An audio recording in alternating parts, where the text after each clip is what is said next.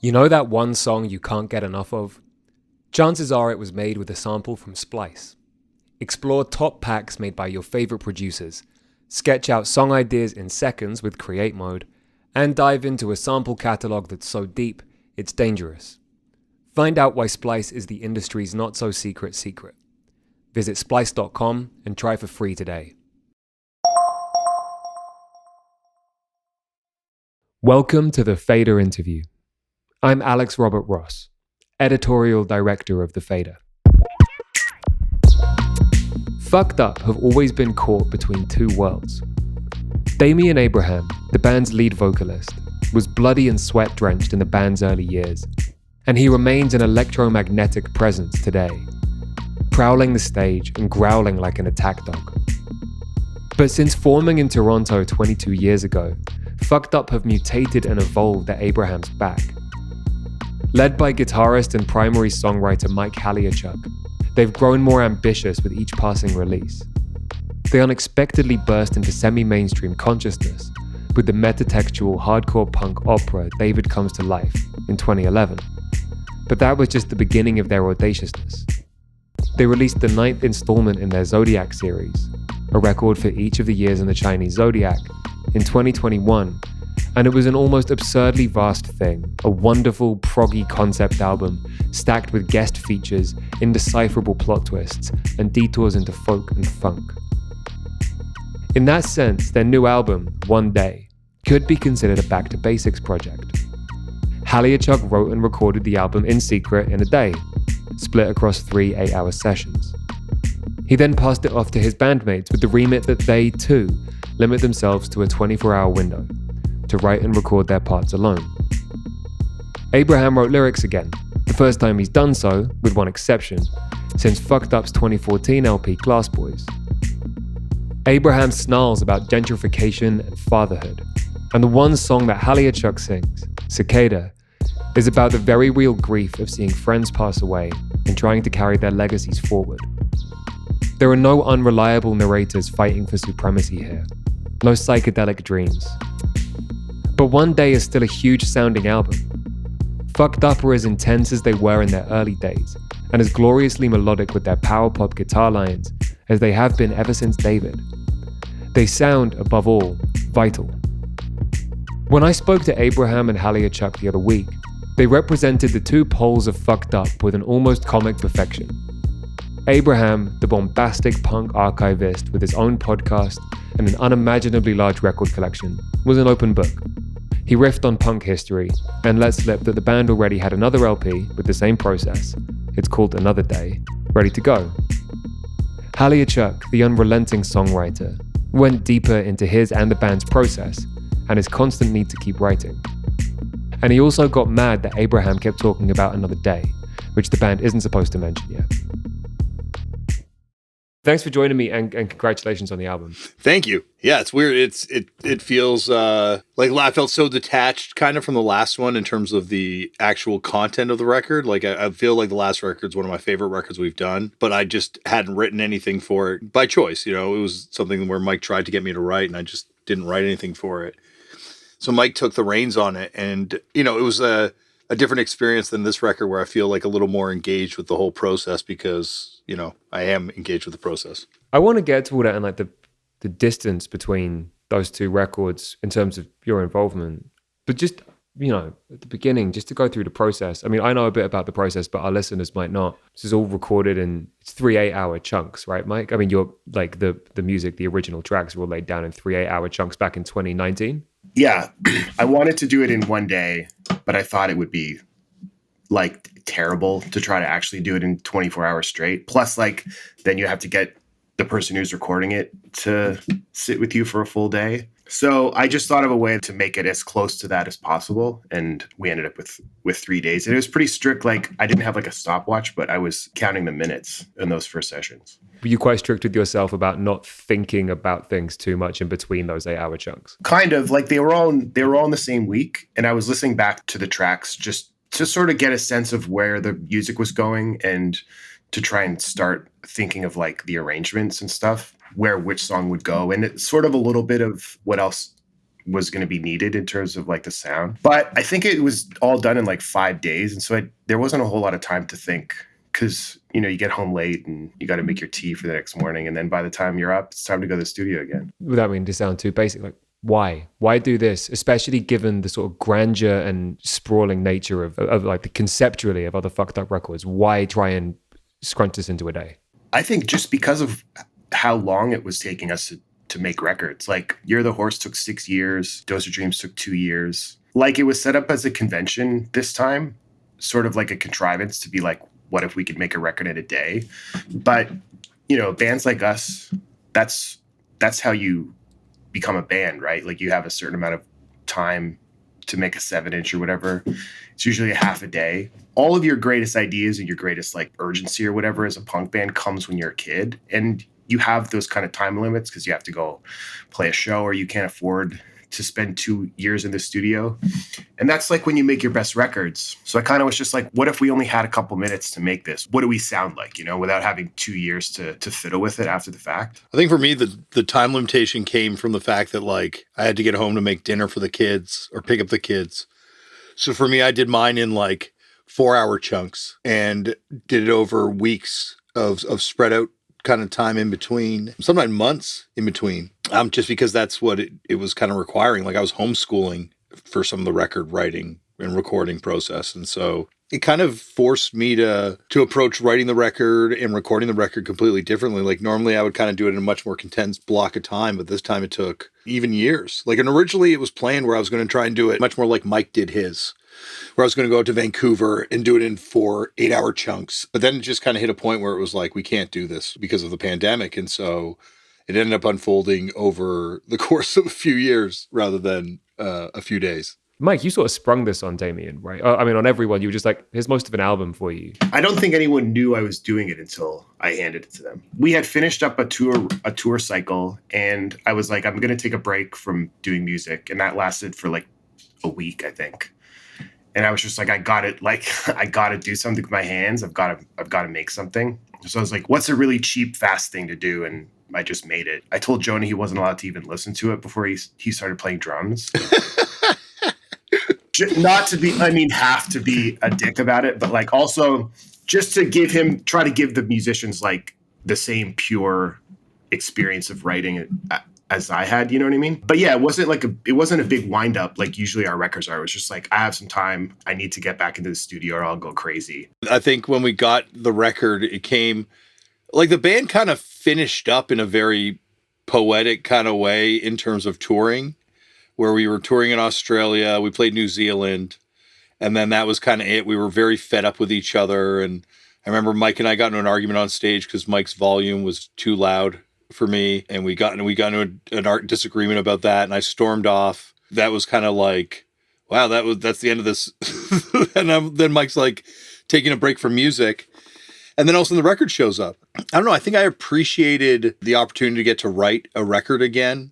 And then with the pandemic kind of coming as I was starting to write the record, it felt like this was going to be the last time I recorded because it felt like hardcore and punk and music in general might not come back. Like there were days in Toronto here, couldn't walk down the street at the same time as someone else. Like the people would cross the street, you know? And so there was just like, this is it, you know? There was like a fatalism to it this time that wasn't sort of the self-imposed fatalism that I had on Glass Boys.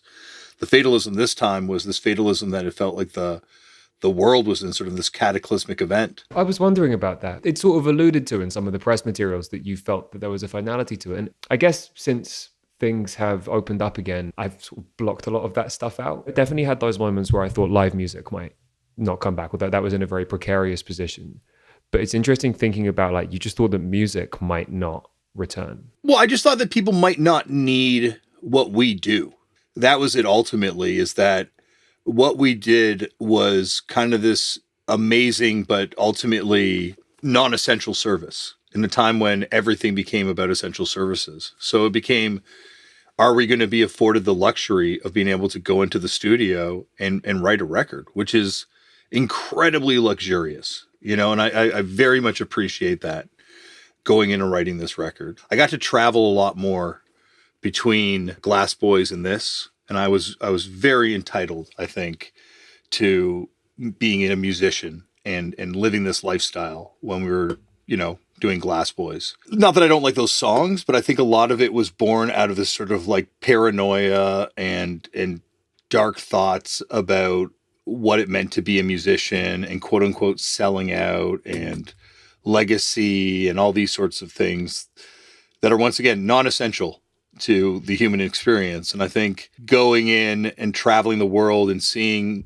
how lucky I am to be where I am in any position, but let alone to be where I am as a musician, it means I think I approached writing this record. There's a lot more sort of like, as much as it was fatalist about where the world is, there's also like a lot of joy. Trying to reconcile like a lot of different things because I felt like I was tying things up, but also like it's about loving family, or loving my kids and struggling to be a good dad and things like, essential things that are essential to my human experience. Mike, your parts were obviously recorded and conceived of before lockdowns, but like in many ways, this album couldn't really exist without the lockdowns and without the pandemic. I mean, there are only a handful of bands who have really embraced that remote style of recording and sort of staying out of the studio and doing things separately. But this is kind of an example of people really splitting off and doing it that way. It feels like a product of that time. That's kind of how Fucked Up has recorded for like 10 years. I haven't been in a session with Damian probably since David. I'm not allowed to go to Sandy's bass sessions. Me and Jonah do a lot of stuff together, and Josh, he does it on his own or he just skips it. I think Fucked Up like invented pandemic style recording. You mentioned your writing process for this. How long had it been since you'd written lyrics? 9 years. Oh, no, that's not true. After my mom passed away, I wrote a song for an Australian-only 7-inch that is, I guess, one of the most obscure Fucked Up records. But yeah, it was before that, it was Glass Boys. Because I kind of felt like Glass Boys, I said everything I wanted to say, Like I was like, okay, I've laid it all out to bear, And that was the problem when we started writing Dose Your Dreams is the lyrics I wrote were really bad. Like I was doing a wrestling TV show. I was raising the kids. I was, just so checked out. That's why I think Dose is such a beautiful record, because Mike just took that record and wrote everything, and just really kind of like carried like the creative side of the band on his back completely for that record. And Horse, I guess it was you and Jonah, but like, those two records are kind of like this period in the band where Mike was kind of like doing all the lyric writing again, which is how the band started, like, because the band started before I was even in the band. So in the very beginning, I'm singing all Mike's lyrics too, because these were songs that were kind of written, or conceived of with Josh, and so it wasn't until kind of Hidden World that we started splitting the lyric writing. And then after Glass Boys, I was like, well, that's 3 records. That's all I need. I was content to be a 7-inch only band too. Mike and I had a plan where we're like, we could be a Killed by Death band, like one obscure 7-inch, and that's it. At every stage, it's been a surprising extension. Did you collectively make the decision that Damian would write lyrics for this one, or when? How did that happen and when? No, it was always on the table. That's like my default is like, we're going to split it. And then if we don't split the lyrics, it's because something came up. But yeah, that to me in my head, that's always like the default position is we do half of it each. And there were times during the pandemic even where I was like, geez, like these lyrics, like, what am I going to write about? And I think that's when it really kind of like, kind of hit me what I was going to write about. I was going to like write about what I was seeing, and what I was experiencing this time, and the things that I loved and the things that I don't want to see die. Yeah, like I really did feel like sort of this inspiration kind of come back throughout the pandemic, where I'm really enjoying writing lyrics. Like Mike and I are kind of like working on the follow-up lyrically right now, Another Day, which is meant to be like an echo record. So I'm really enjoying writing it. I'm finding a lot of fulfillment in kind of sitting up late at night, listening to songs and writing lyrics and taking time and, clocking my minutes to make sure it's within the 24-hour parameters of writing the new record. But I was wondering that, is there the same immediacy to the lyric writing process as there is to the musical process? I spread it out because the thing is, like, this record's going to be out there forever. And, Mike and I, when we were in the early days of Fucked Up, and even some of the later days, like when we were writing stuff for David Comes to Life, where we had so many songs to do and we're writing songs in the studio. There's songs where I'm like, oh my God, like I wish I could write those lyrics again. Or songs that I passed on even, where I'm just like, oh, I'm so checked out. So this time having the ability to kind of spread it out, that's what you need creatively. It's like, I'm never pretentious enough to think that I'm writing poetry, but at the same time, I kind of am, right? Like you're trying to write something that's going to stand the test of time, at least for yourself when you go back and you listen to it, or when your kids force you to listen to it in the car. And you're like, I hope I don't cringe when I go back and listen to this, or it was not too cringe, as my kids like to say to me. There were times, I guess it was around Those Your Dreams. I mean, Damon, you were talking quite openly about like limiting your involvement in the band. Not like there was any animosity or anything, there's no bad blood, just like, I think the way you put it, to paraphrase, was like, it would be interesting to see how this band will evolve when I'm not sort of more heavily involved. You seem to be more involved now. I think it's fair to say like that some of that didn't really come to pass exactly how you expected. Yeah, like I think at that time I kind of thought maybe I would have another career, but also at the same time I still feel like, my vocal range is limiting for the songs that Mike and Jonah are kind of capable of producing as a sort of like songwriting production team. And I find it really fascinating to kind of hear stuff they do with other people singing, be it that record they did with Riley, or be it that record that Jonah did with all the different vocalists singing. So I was kind of like, well, maybe it would become like something like a production duo, a songwriting duo with different vocalists, or, I'd still be there, but, there'd be other people kind of stepping in to do some more songs. But this record's just us, there's no guests this time around. Next record, there might be occasional guest vocalists, but it feels like Fucked Up's evolved to the point where it's kind of like, this is Fucked Up. It's Mike and I writing songs together. It's Jonah and Mike working on these songs. It's Sandy writing her parts. It's Josh coming in and doing what he wants. and I was just kind of like figuring it out. I think there's a little more contentment with this being Fucked Up than sort of this anxiety and fear if I was limiting it or limiting myself outside of it. And I keep hearing the same old love song echoing around my head. There's something kind of eerie about it. I hope they play it when I'm there. But that something is nothing. But I kept wondering if this isn't my thing anymore. It's interesting to hear you openly bring that up on like Nothing's Immortal, which seems to be about that to an extent. I mean, about more than that, but openly referencing that. Well, I think Nothing Immortal's been misconstrued a little bit, because that actually is about losing faith in your punk icons and having people that you respect turn out to be not who you expect. Kind of realizing that you can love the song, but not necessarily find where the songwriter's at in the present day, where you're at. I think people are thinking it's me singing about being fed up with punk rock myself. No, I love punk rock. I think I'm more committed to being in this band now than ever. But at the same, I think that song is much more about other people than about me. From a musical standpoint, you're talking about people taking things further than the originals could have conceived. I went to see Turnstile a few weeks ago. That lineup also had like Snail Mail and JPEG Mafia on it.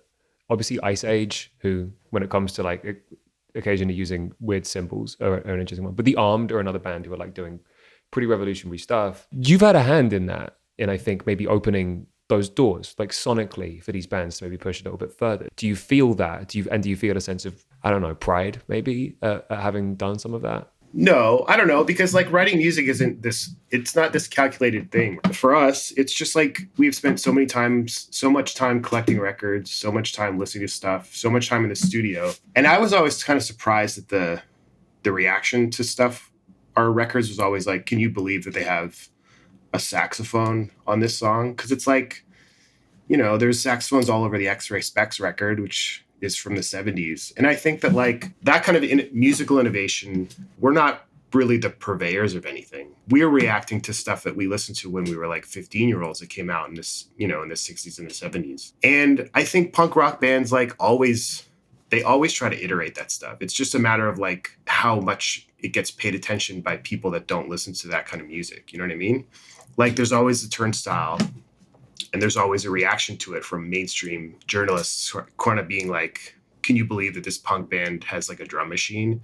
But it's like that's sort of always been the case. And it's like the mainstream music only allows the focus to sort of fall in one band at a time, when really it's like we're all in this like incredibly diverse scene that's like been happening for decades. We started as a very strict sort of aesthetic project where our records were based on literally one record label, and that was our ideal, is to make records that look like they're on Danger House. But then we just sort of admitted that like we all listen to tons of different music, and why wouldn't that stuff show up in the music we make? But yeah, I don't think we're like really trailblazing. The thing that's amazing to me is like watching how there's a sort of like continuity in the history of punk, and you can kind of see how it all connects. And I love seeing like how all these bands do connect to each other and how everyone's kind of interconnected. And I feel like really blessed that I get to be a part of that. And that was kind of like the only goal that I think we had when we started this band, was like, wouldn't it be amazing if we like impacted this in some way?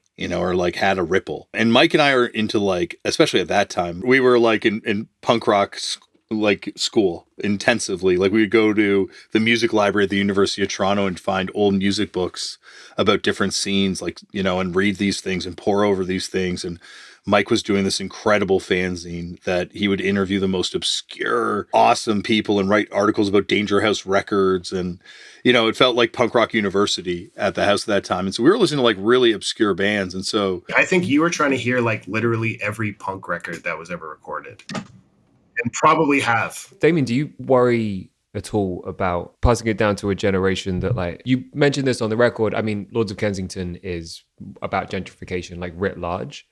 But I was even reading that interview that you guys gave to Pitchfork ages ago when you guys were playing at the Great Hall. That was like an institution that like brought the community together, and between just the passing of time and the growth of condos and the pandemic, where there seems to have been this transfer of wealth from smaller independent places to bigger corporations. Like, is it hard to feel hopeful about passing that down to a generation that maybe doesn't have the same like cultural resources? I think the thing that makes this so awesome and so amazing of a culture is that it is adaptable, and it is going to find a way to survive and thrive. And it's not even passing it down. Like, you don't have a choice. You kind of get excommunicated from it almost, or not even excommunicated, but like it passes you by a little bit. I know some people really disagree with me, and they're definitely lifers too. There's people that are lifers in DIY hardcore. So it's not like there's a defined timeline on it.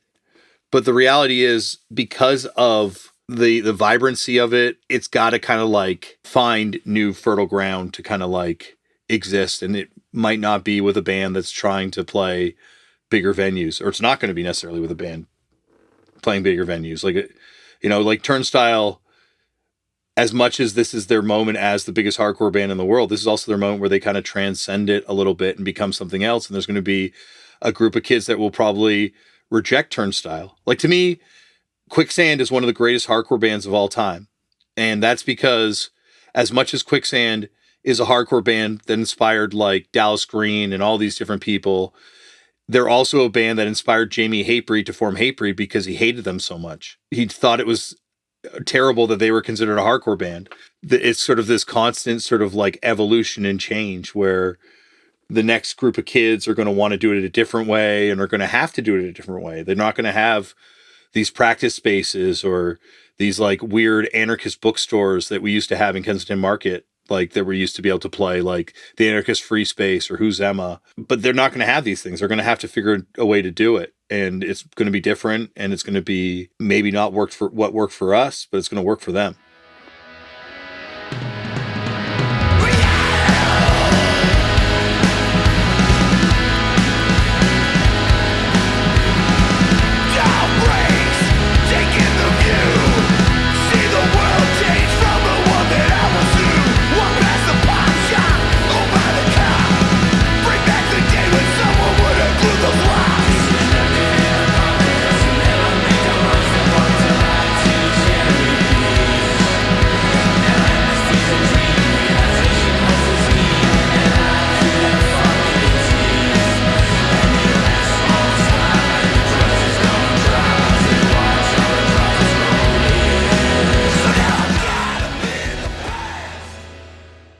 So you guys were already working on, you said it was called Another Day? Yeah. Another Day is like the title, right, Mike? That's what we're going with? Well, we're not really talking about it yet.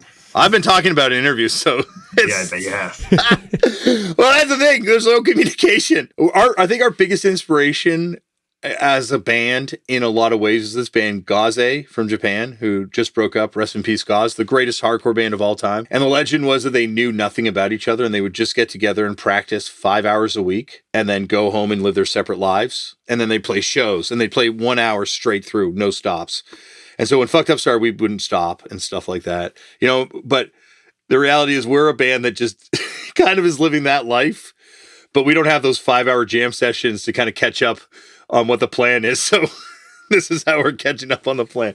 Apparently I'm not supposed to talk about it. It may or may not exist. This is what it's like. I think the conflict in the band has been like, Mike and I both have mental health issues, but our coping mechanisms are very different. Mine is to get into panic situations and panic mode and extrovert. Like I go on stage and that's what I do. I'm just basically having like this weird panic attack. And Mike's is to like close off. So I think that's like dictates our way that we approach the band. I want to be as open as possible. And Mike wants to keep it all close to the chest. And that's the duality that is Fucked Up.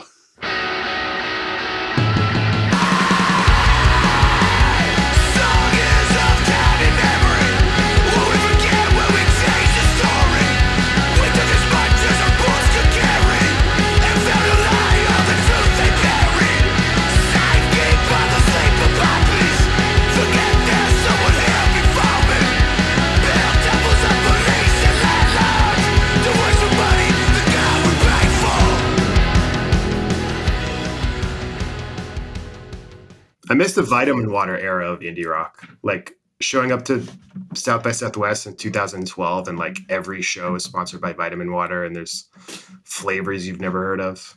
Remember those simple times? That weird period where there was a glitch and they were like, yo, let's market to indie rock fans. Yeah. And like every South by Southwest show was sponsored by like just drinks. So many drinks. And then no clothing. And there'd be like pop-up clothing stores. You just like walk in and they'd be like, hey, do you want pants? It's like, oh my gosh, pants, free pants. Fader Fort was sponsored by Levi's for years. Fader Fort was awesome. We got to play the Fader Fort one time and it was so fun. It's weird going to Austin now because like that was like such an incredible city for just like all our friends coming together. And at South by Southwest, it really felt like we were all like the rats running under the door of the kitchen and just raiding it. We had all our friends come up from like Houston or Dallas and, you know, friends that would travel in and we just like run around like having fun at all parties. And not me. You would, what are you talking about? You would be I was the only one who had that. a license. I was waiting in the minivan for you guys to have Bullshit. Eventually we stopped even hanging out. I would stay with my friends there and you guys would stay with different friends there. Actually, I think that happened right away. We all started staying at different places when we were in Austin because we all had different friends and different groups down there. But now we go down, it's like a lot of people moved away. A lot of people have passed away. It's weird how you go to these places and eventually it's like there's a lot of years and a lot of baggage on tour. You know, like tour ends up becoming a process, emotional process. Just because like things keep coming back, the more places. Yeah, just like I think going to places where you had friends that aren't there anymore, like they've passed away or you've lost touch with them or they've moved away. You know, and then you're in the city and it's, you know, in particular Austin, because we spent so much time there. Luckily, there's people in Austin that we're still friends with and we still get to hang out with. But a lot of times you're kind of like spending time with ghosts. Or their mom. Yeah, we last tour was really hard, I think. We did a tour of Texas and we lost a few friends down there. And it was difficult to kind of go to these places and just kind of like, we were doing David Comes to Life 10-year anniversary. And playing those songs 10 years later. And it's a whole record that we wrote kind of naively 10 years ago prior to actually losing people. Now like 13 years ago. And then to be right back in those songs that you wrote kind of like from a, you know, I wonder what it's like to a place where you've lost a lot of people. It just made those songs feel so different to perform again on that tour. Like it was really, I don't know, I'm glad we don't have to do it again. Did that sort of influence the writing of Cicada on this record? I think that happened after. The tour was after, yeah. Yeah, it's definitely from the same place. I mean, it was difficult to try to think of a way to react to all that stuff. But it did feel like there needed to be as much as I didn't want this record to be like about losing things and I wanted it to be about moving forward, it was hard to think of making a record without reacting to certain things that we'd lost, for sure. We got back on the road, and our first real show back on the road was playing LA, and we're doing David Comes to Life. And that morning we heard about Dallas Good from the Sadies passing away. And Dallas was like a foundation of this place, you know, and losing him. He was a member of Career Suicide with Jonah too, right? Like he was family. And I don't know, it just felt like, yeah, the losses keep coming, you know, and I think losing those people that were close to the band, inspirational to the band, you know, family to the band, is just makes it, it makes me more grateful that I get to be here for the time that I'm here and that I get to be able to do this and keep kind of sharing it and remembering them and bringing their names up and sharing in their memories with people, you know, as much as it hurts, I'm grateful that I get to do that. Cicada is one of my favorite songs on the record. Like even musically, when Mike wrote it, I was like, damn, I wanted that one. Mike claimed it. It's hard. It's so different. Like, looking back, like Glass Boys, like, you know, we had like my mom has passed away. My stepmom passed away. Like, it was just like kind of a consistent barrage of losing people in your life and not just experiencing it as a person, but seeing it, how it affects your kids and seeing how it affects people around them. And just all you can do is try and appreciate every second that you have and try and make the most of it and try and enjoy it and try and feel blessed in it. And I know it's always been a struggle for me on the road to do that. And I'm finding it less of a struggle now.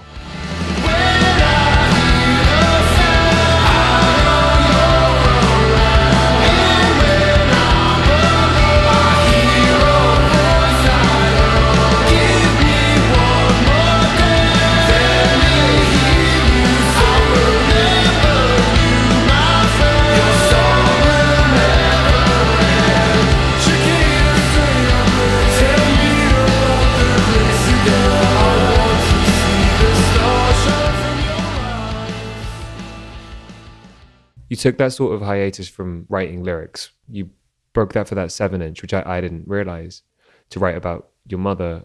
It seems like with the losses that you've all suffered over the last few years, there would have been plenty of opportunities as a band and as lyricists separately to confront this, and you have in some ways. But this seems to be a completely new. I don't know if it's a more like enlightened. It seems like a more sort of enlightened way of approaching it and a more forward-thinking way.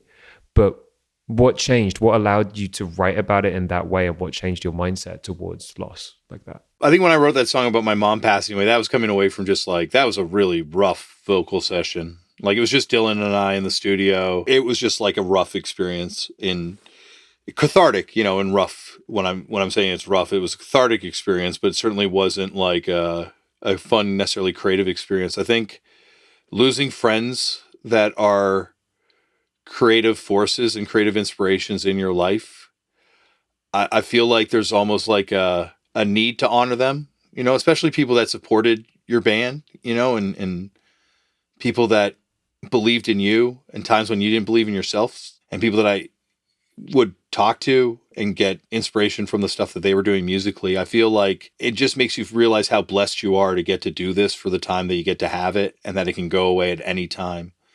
And for any number of reasons, you know, it can be anything. And that's the tragedy of human existence. As much as I want to say, you know, like, and I do, and these things did break me as a person. It wasn't like I was writing that night, like, oh, this would be a great song. But at the same time, like eventually when you're sitting down to write these songs, you want to honor these people that, you know, meant so much to you. That was Damian Abraham and Mike Haliechuk in conversation with The Fader. Fucked Up's new album, One Day, is out this Friday, January 27, via Merge.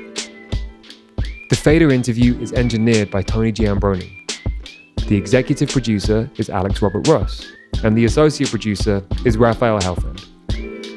We'd like to thank Loughton Audio for providing our microphones. You can find them online at lautenaudio.com. And we'd like to thank James Ivey for providing our intro music. If you enjoyed today's episode, we'd appreciate if you left a 5-star rating and review. If you like listening to The Fader, we're now on the new live radio app, AMP. Download it from the App Store now. And keep an eye on thefader.com for essential music news, interviews, and essays. We'll be back soon with another episode of The Fader Interview. Goodbye until then.